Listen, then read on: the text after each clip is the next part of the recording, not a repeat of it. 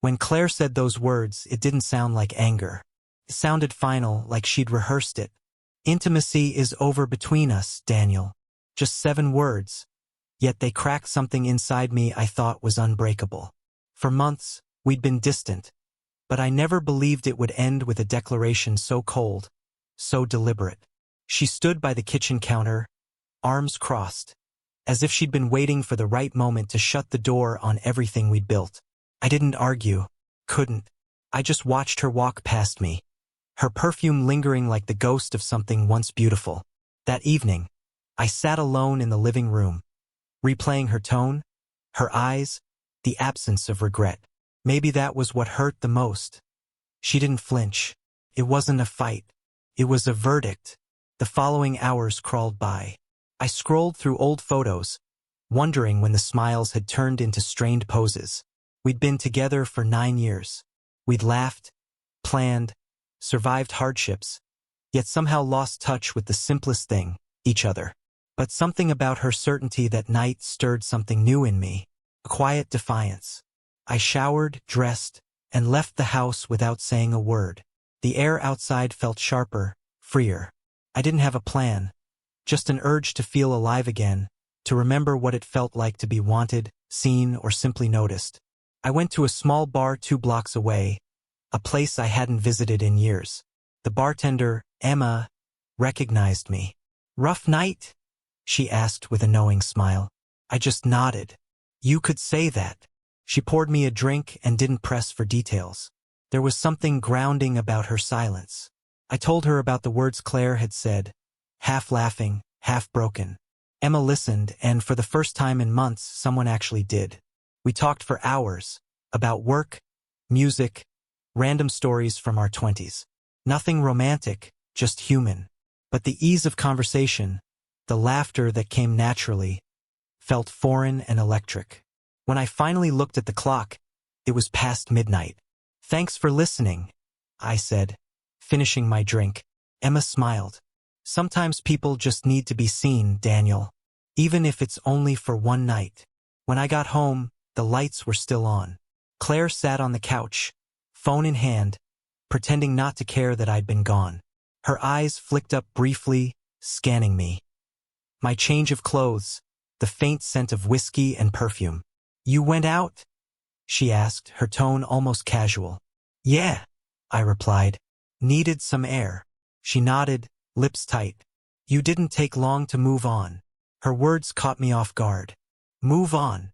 "I saw you," she said coldly, "at the bar. With her." So she had followed me, or maybe one of her friends had.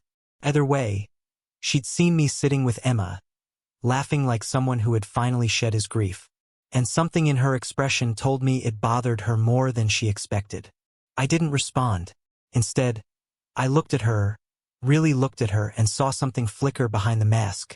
Jealousy, maybe, or the realization that her declaration had consequences she hadn't imagined. She stood abruptly, her voice trembling slightly. "You think you can just run off and, what, prove something?" I didn't answer.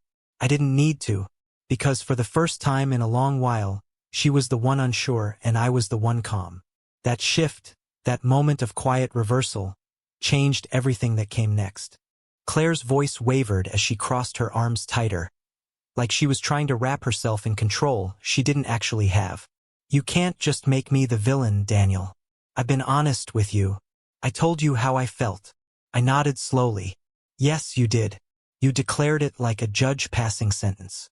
And I'm the one who served the time." She blinked, surprised by the steadiness in my tone.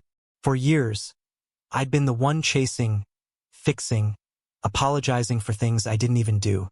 But tonight, something inside me had shifted. The silence between us wasn't mine to fill anymore. "I just needed space," she murmured.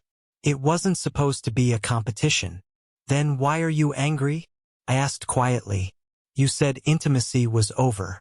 You ended it. I just accepted it faster than you thought I would." Her jaw tightened. For a moment, she had no answer. That moment stretched, heavy and bitter, until she finally exhaled. "You went to that bar to make a point." "Maybe," I admitted. Or maybe I went to remember I'm still someone outside of your rejection. The words landed like stones between us. She looked away, blinking fast, like she wanted to keep her dignity from slipping. But her silence was louder than any outburst. The next morning, I woke early and found her sitting at the kitchen table. A cup of coffee in front of her, untouched. She looked smaller somehow, less sure. "I didn't mean to hurt you," she said softly. "I just stopped feeling connected." "That happens," I said. "People drift." "But you didn't just drift, Claire. You built walls." She stared into her coffee. "And now you're building yours." "I have to," I replied, "because I spent years trying to fix something that only one of us wanted to save." She looked up then, eyes glistening but defiant. "So that's it? You'll just move on? Like I meant nothing?" I almost laughed. Not out of cruelty, but disbelief. "You're asking that after telling me intimacy is over?" She flinched, her composure cracking for the first time. "You don't understand. I thought maybe you'd fight for us." That sentence, simple, selfish, and cruelly ironic, was all I needed to hear. She hadn't wanted love. She'd wanted control. The comfort of being desired even as she withdrew affection. "I did fight," I said evenly. "Every single day you pulled away, I kept reaching. But you can't fight for two." She wiped at her eyes, angry at herself for crying. "You're different today. Maybe I just got tired of being someone's afterthought." The rest of the morning passed in silence. When I left for work, she didn't stop me. No calls. No messages. For the first time, I didn't wait for one. That evening, when I returned, the house felt emptier than before. One suitcase was gone. Her perfume, her clothes, her books, all missing from the spaces they used to fill. But instead of heartbreak, there was a strange calm. A few days later, I ran into Emma again. She asked how things were. I told her the truth. Complicated, but lighter. She smiled knowingly. Sometimes peace costs the things we thought we couldn't live without. Weeks passed. The silence that once haunted me began to feel like freedom. I started running again, meeting friends I'd lost touch with, rediscovering the small rituals of being alive. Then one evening, as I walked past that same bar, I saw Claire through the window, alone, nursing a drink. Our eyes met for a fleeting second. She looked away first. There was a sadness in her expression I recognized, but no longer felt. That was the moment I realized I hadn't moved on out of spite. I'd moved on because I finally understood the truth. Sometimes intimacy doesn't end when love dies. It ends when respect does. And by the time she saw that, I was already too far gone to look back.